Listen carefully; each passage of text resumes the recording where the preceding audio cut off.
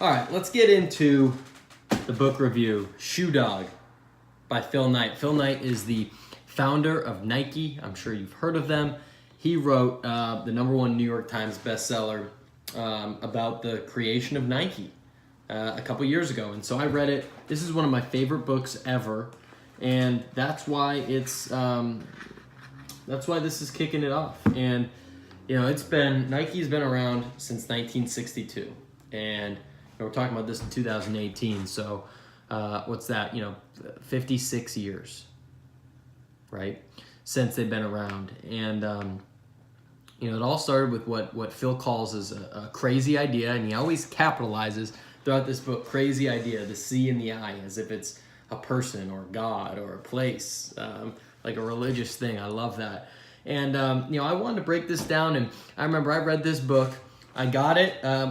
Someone told me to read it, so I picked it up, and I was spending time in Seattle, and it was coincidental that I was in the Pacific Northwest. He's an Oregon guy, and I'm reading it, and I'm up in Seattle. It's a Friday. I have a business meeting, and I decide, hey, you know what? I want to stay the night in Seattle. I want to check out. On Saturday, I'll come back Saturday night, and I'm reading this book, and I can't freaking put it down. It's like Friday night, and I'm supposed to be going out to get dinner and like checking out the city and like doing touristy things. I can't leave the hotel room. I'm obsessed with the book. I got out a little and like ate some sushi, but then I rushed back and kept reading it, and I read it on the plane, and like I just couldn't put it down. So when I decided to do a book thing, like this is the #1, this is one of my favorites of all time, easily. So I'm going to break down some of the passages here. If you're listening on the podcast, thank you. If you're watching on YouTube, also thank you. On both locations here. So, what's really interesting before I get into this is that Phil, he starts the book off in 1962. That's when he starts the company and really takes his idea that he had as like a college project. And, it goes all the way out into the present day, into, the 2000s. But, the first... It's like a 400-page book, and the first 350, the first 300 pages are like the first 10 years of the company. It's like until 1972 or 1975, like that's almost the whole book. All the fun stuff after, where like they're rich and they're doing this and they're IPO and all that stuff. Like there's some good content there. We'll get into that, but most of his story is about the struggle, about the process, and I love that. Love it. So. I want to kick it off with his preface that he says, and he's talking about 1962, when he is just graduating college. He's living in Oregon. He's living in his parents' basement in his childhood bed, and it's just like, oh my God, what am I doing?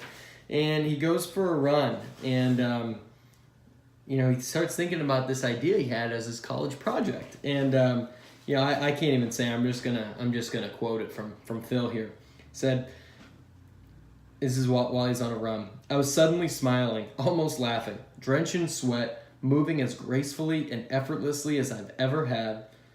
I saw my crazy idea shining up ahead, and it didn't look all that crazy. It didn't even look like an idea. It looked like a place. It looked like a person or some life force that existed long before I did. Separate from me, but also part of me. Waiting for me, but also hiding from me. That might sound a little high-flown, a little crazy, but that's how I felt back then. I mean, this is his idea, and he's just going crazy at like his eureka, his aha moment. And then, he ends the preface saying, so that morning in 1962, I told myself, let everyone else call your idea crazy. Just keep going. Don't stop. Don't even think about stopping until you get there. Don't give much thought to where there is. Whatever comes, just don't stop. Half a century later, I believe it's the best advice, maybe the only advice any of us should ever give. Woo! So, whatever it is, whatever you're going after, your crazy idea, your thought, your goal, don't listen to other people. All right? Maybe take some advice, maybe take some feedback, but if you believe in it, you gotta go for it. And Phil Knight's saying that right now, and he's saying that's the only advice you should ever take. Don't stop. Keep moving. So let's get into the book a little bit. He pretty much is building up the company from scratch, and something that's really interesting, and it's built on a passion, right? Like he was a runner at Oregon. And he has a passion for running, and that's how he gets involved in the shoes. And he talks about a few of his first hires. Like, he starts the company with his coach, Coach Bowerman, who was, a famous, one of the best track coaches of all time. I don't know much about track, but he's famous in that space, and that guy had such a passion for shoes. Like, he would be in his living room, like, taking apart, like, pulling apart, putting shoes back together, like, would buy hundreds and hundreds of pairs of shoes, and that was, like, his life. That coach just loved him. And then his other hire, I think the guy's name is Jeff Johnson. He's like the first sales guy he had. And he is so fanatically obsessed with the product and with the customers. Like, he was writing customers cards on their birthdays. He was writing them Christmas cards. He was calling them. He was calling and faxing and doing whatever to Phil Knight, like, every single day, and like hunting him down and like telling him about like how much he loved the product and all this. Like, it was just so much passion in the company. Like, that's what got it off the ground, was like they just cared so much about the vision. So that was really cool. And I don't necessarily have quotes around that, but like I just think that's freaking awesome. One thing that stands out about Phil is he's just a competitor, and he just gets after it. And here's a little section that he has about competition. He said, people reflexively assume that competition is always a good thing, that it always brings out the best in people, but that's only true of people who can forget the competition. The art of competing was the art of forgetting, and now I reminded myself of that fact. You must forget your limits. You must forget your doubts, your pain, your past. You must forget your internal voice screaming, begging, not one more step. And when it's not possible to forget it, you must negotiate with it. I thought over all the races in which my mind wanted one thing and my body wanted another. Those laps in which I had to tell my body, yes, you raised some excellent points, but let's keep going anyway. During all my negotiations with that voice, the skill had never come naturally, and now I feared that I was out of practice. I could not bear the thought of losing. And it's just, how powerful is that? Like, thinking back to, I played sports. I played, tennis most competitively. I played in college. I still play now. But that thought of competing with the person, you think it's about competing with the person across the net or on the other side of the floor, who you're guarding in basketball, but it's not. It's about with yourself. It's about pushing a little bit harder, a little bit more, like doing a little bit more, 1% better every day. And I thought that was a really cool passage, and I wanted to share that.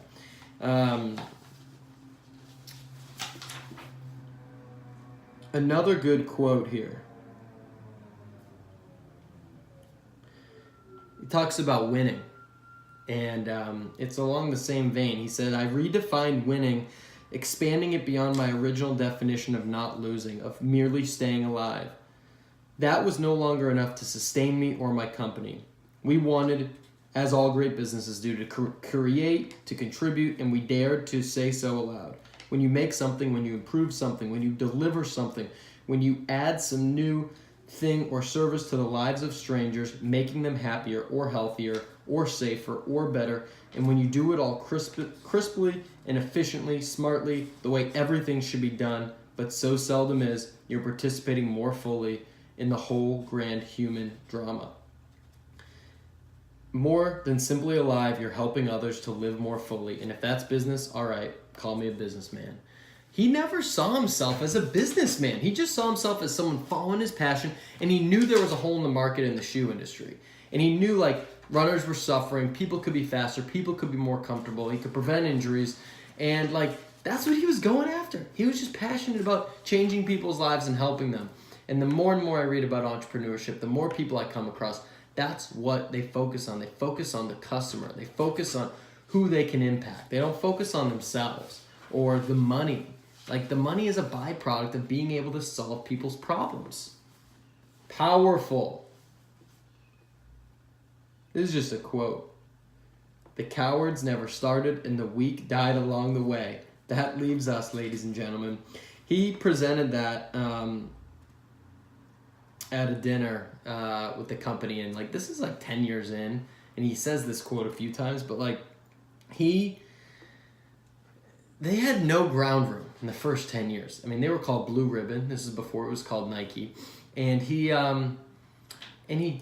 they were going to Japan because that's where they were that's who was manufacturing the shoes, and he was getting screwed over in deals. He was going like to high school track meets to try to like pedal shoes one by one. I mean, they were just not growing. And like the whole time you see that he is in debt almost the entire book. Maybe once they IPO, I think he gets out of it, maybe for good. I don't think there's another time. But before that, he is in debt the entire time to his eyeballs. Like times where he had to fight off creditors and investors and the banks like day by day by day in order, if he got caught like one day short, the company was dead. And he was just riding that line so thin because every dollar he got, he put back into the business. He put back into inventory. He put back into making the product better. And it was just, man, he's got some crazy balls on him. It was awesome. So let's fast forward. The struggle was awesome. The process was great. And, now we get into 1980. And he's like, man, I got to get out of this debt. We're going to go for a public offering. It's something that a lot of companies, again, the more I read, like they go back and forth. I go public company, we get this money, but we get less ownership. It might hurt the culture. Phil struggled with that a lot because he loved the culture. He got a lot of the culture from, his visits to Japan, the way that he was brought up in Oregon, very humble, a lot of passion, like I said. And but financially, it just made sense to IPO. So they do it on December 2nd, 1980. And, everything's set up except for the last things, what the price is going to be. And, Phil says he wants the price to be $22 per share. And he gets a call saying that the bankers, they offer $20. And to the normal person, like maybe you take the 20 and you make it happen. And he said, no, like, we want 22. He said, that's not the right number. And it's funny because he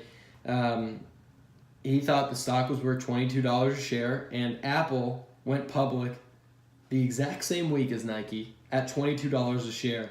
And he said to his team, we are as much as that whatever software company, Apple, that's making computers. Like, we're at least worth more than that. We make shoes. Screw a computer, we make shoes.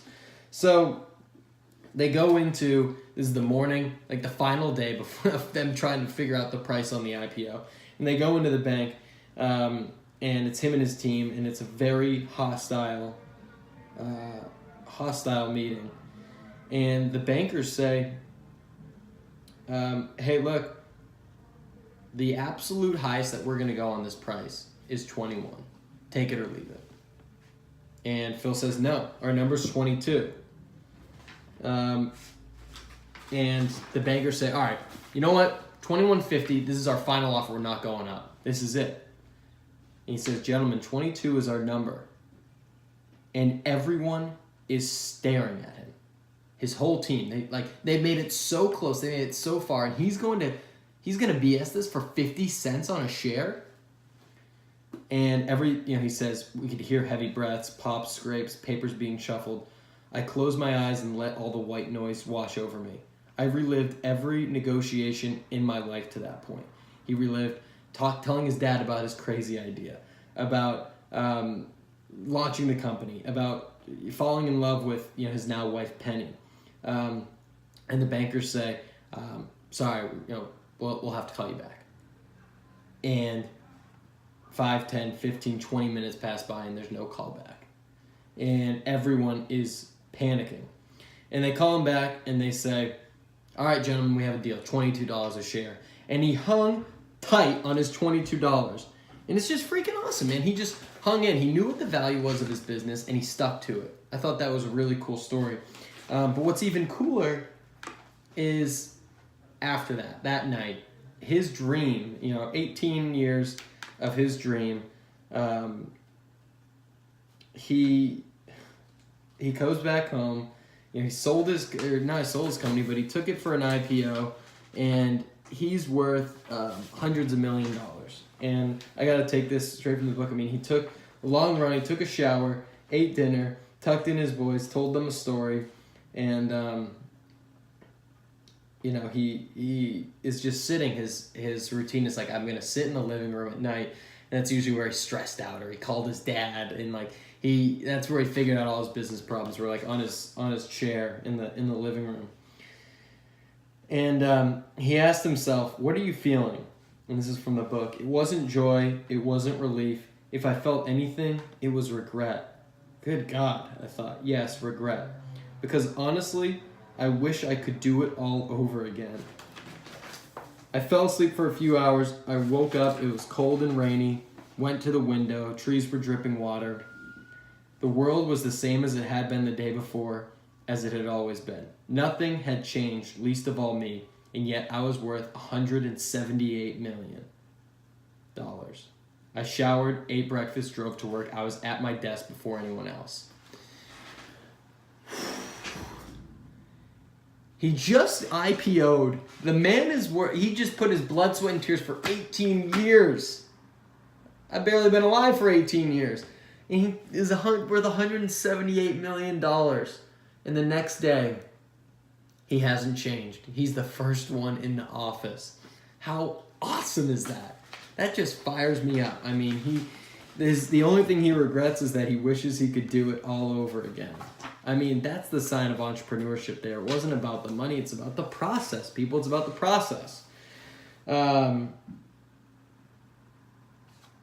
Couple other good quotes I have from him.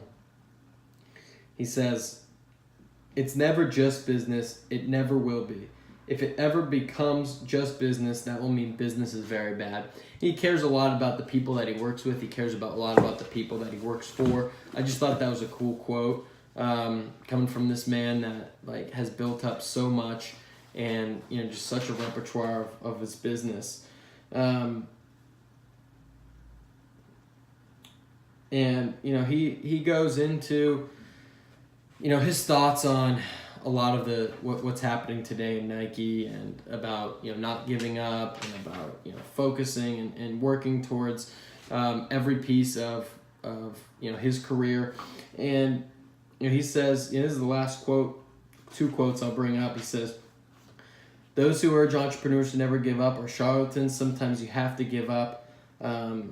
Sometimes knowing when to give up, when to try something else is genius. Giving up doesn't mean stopping.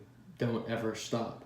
So you might have to give up, you might have to pivot, but don't stop. Don't stop working for it.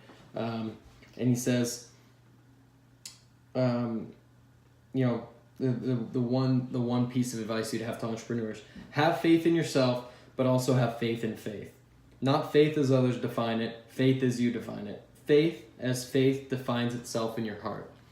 And, I think that's fitting, because Phil is a guy that he always had faith. He had faith in himself from day one in 1962, just graduating college, to all the way to the end when late of the end when he's negotiating on the IPO, and then all the way to today, where they're one of the most recognizable names in the world, one of the biggest companies in the world. And there's stories here of athletes that say that how close they are to Phil and what he's done for their families, and that he really cares. And I think the one takeaway here, if there's only one, is to never stop, is to keep going. And you can always get better. You can always move forward. And hopefully that's something that you guys can appreciate, that you can take to your lives somehow. I think personally, I've taken Shoe Dog in a way of, it's really just inspiring, right? It's inspiring to think that, when he just had his crazy idea, that was nothing. And like when you think of Nike now, it's one of the biggest brands in the world. They have the clothes, they have the sponsorships, they have these athletes, they have all this stuff. But for him, back in the day, it was just a new way to create a running shoe. It was just a little bit of a tweak on a running shoe. And he never knew it was going to turn into this. He could have never imagined that, but he had faith in himself, and he never stopped. So if you have an idea, I have an idea about the Millennial Momentum that I'm sharing with you guys, and that, I have a lot of passion about. And, hopefully, you're finding value in this. You found value in the book. If you have an idea, keep going for it. I'm going to keep pushing. This type of stuff inspires the hell out of me. I'm going to keep bringing the heat. I hope you liked it. That's all I got for Shoe Dog. There's going to be another book coming soon.